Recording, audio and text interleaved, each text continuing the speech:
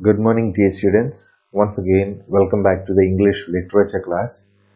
Today, we are continuing with the same chapter, same short story, unit number 5, A Face in the Dark, written by Ruskin Bond, part 2. I hope that you have learned the previous class, you have listened and learned the previous class very well. And today, we are continuing with the same chapter from where we have stopped in the last class. It is a story, as we have seen, it's a story set on a dark, windy night when an Anglo-Indian teacher, Mr. Oliver, was walking through the forest to return to his school. As we have seen, he was usually visiting the Shimla market bazaar every day after the class. Just for a walk, he was going to the market. And at night, after getting dark, he will be returning to his residence usually. So same like every day or as usual, he was going back to his residence once it became dark. So as he was walking down the narrow path, he had experienced something different. We have already seen that he was always using a shortcut to reach up to his residence or to school very easily. So same like every day he had taken that path, and when he was coming through that path, narrow path, he saw a boy sitting alone on a rock. So it was a very strange thing for him because at that time no children or no students were permitted to go out of the house, and for Mr. Oliver it was something very different. He felt something unusual. He felt something like strange. He sensed something wrong. So that's why he asked the child, "What are you doing out there, boy?" He asked to the students. But the student, he did not reply anything. So Mr. Oliver, he understood that there is something wrong, and for him it was, he felt like distinctly uneasy. So this is what we have seen in the last part of yesterday's class. And today we are going to continue from where we have already paused. Okay. Well, what's the matter? He asked, his anger giving way to concern. What are you crying for? The boy would not answer or look up. His body continued to be racked with silent sobbing.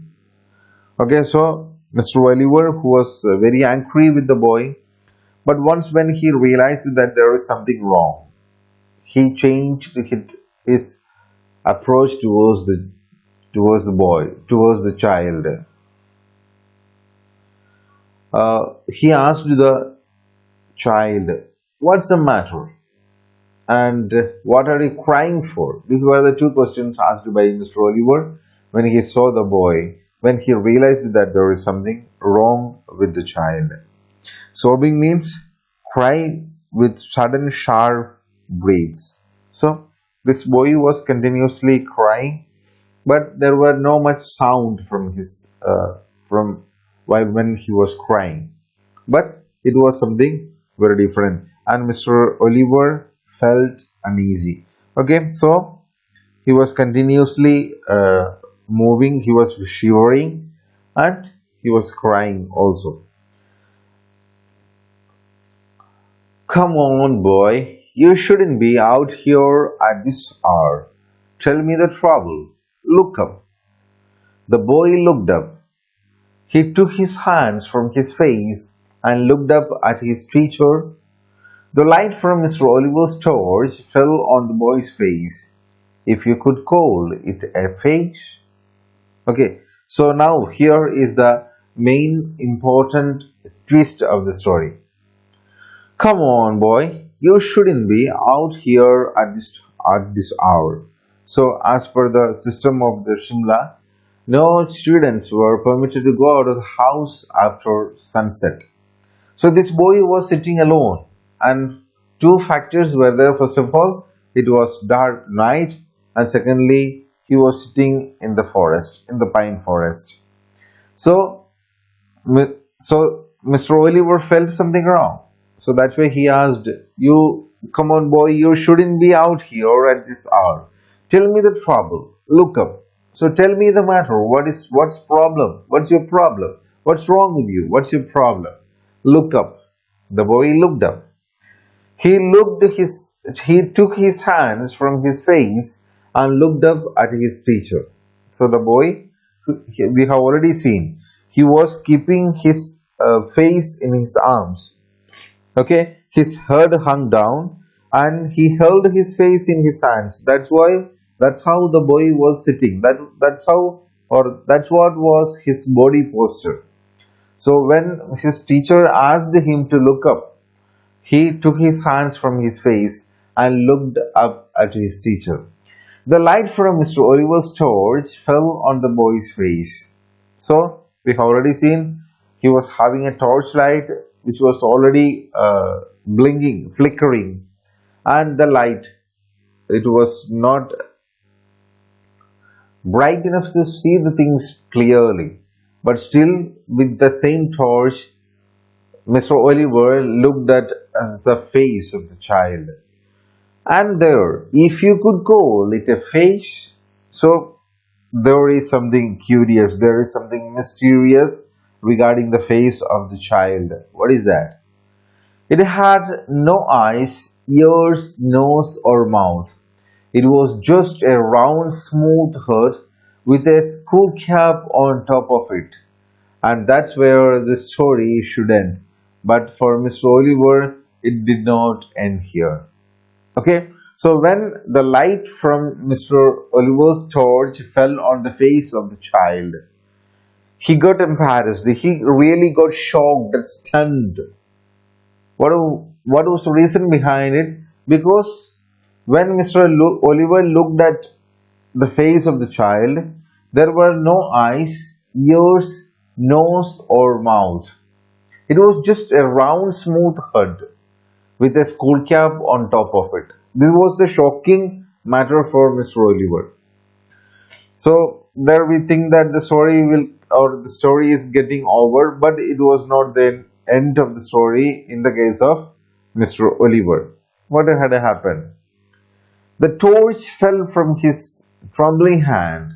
He turned and scrambled down the path, running blindly through the trees and calling for help. He was still running towards the school buildings when he saw a lantern swinging in the middle of the path.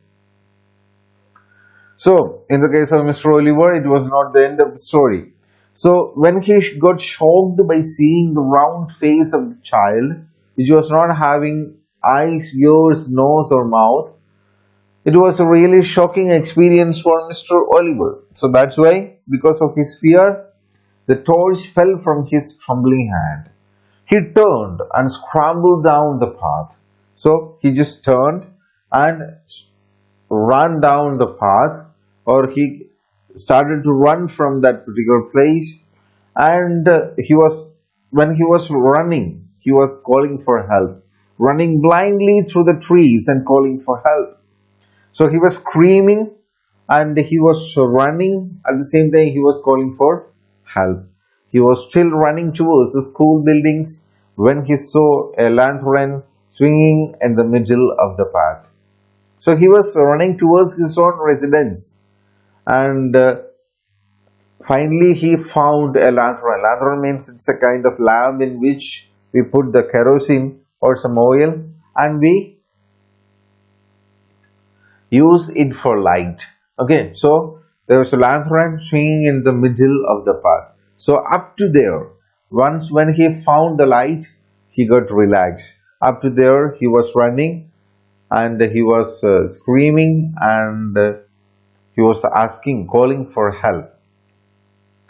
Mr. Oliver stumbled up to the watchman, gasping for breath. "What is it, Sahib?" asked the watchman. "Has there been an accident? Why are you running?" So Mr. Oliver reached up to the watchman. Stumbled means bumped into something or somebody accidentally. So when Mr. Oliver reached up the watchman, there was a great relax from the heart of Mr. Oliver. That's why he was gasping for breath. So, by seeing the expression of Mr. Oliver, the watchman asked him, "What's it, Sahib? Has there been an accident? Was there anything wrong when you were coming to the school? Was there any accident? Why are you running? So I have seen that you are coming to me by running. What was the reason behind it?" That was the question asked by the watchman by seeing the expression of Mr. Oliver. "I saw something horrible, a boy weeping in the forest, and he had no face." So Mr. Oliver, at a stretch, he told something to the watchman. What was that? "I saw something and it was a very terrible scene.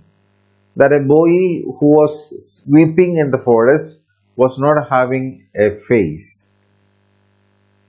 "No face, Sahib?" So the watchman, in order to clear, he asked Mr. Oliver, "No face? So how it's possible? A person without a face, a child without a face. No eyes, nose, mouth, nothing." So Mr. Oliver replied, "So yes, of course, a child without a face. Not only just face, but no eyes, nose, mouth, nothing was there on his face." "Do you mean it was like this, Sahib?" asked the watchman and raised the lamp to his own face. The watchman had no eyes, no ears, no features at all, not even an eyebrow. And that's when the wind blew the lamp out. So, see, this is the climax of the story. "So, do you mean it was like this, Sahib?" So, the Mr. Oliver told, "I found a boy who was not having eyes, nose, ears, or mouth. He was not having anything." So, by this time, the watchman, he also asked a question to Mr. Oliver. So, you told that, the watchman told Mr. Oliver, "Sahib, you told that you have found a child who was not having nose, mouth, ears, or any other features. And is it somewhat like my face?" By saying, he raised the lamp to his own face. So Mr. Oliver looked at the face, and there were no eyes, no ears, no features at all, not even eyebrow. On whose face? On this watchman's face. And that's when the wind blew the lamp out. So when Mr. Oliver found the very different face of the watchman, by the time there was a wind, and in the wind the wick of the lamp was got off. So the lamp out. So here Ruskin Bone winding up this story. So I hope you have understood what is meant by the different elements used by Mr. Ruskin Bone in his story: fear, surprise, suspense, and mystery. So here it is saying that because of the wind, or when the wind blew the lamp out, then what might have happened there? We do not have any idea. So the author leaves it for the creativity of the reader. Okay, so supernatural elements has got mentioned in the story, and it is giving a very different atmosphere in the story, and it is taking us to a very different realm of the reality.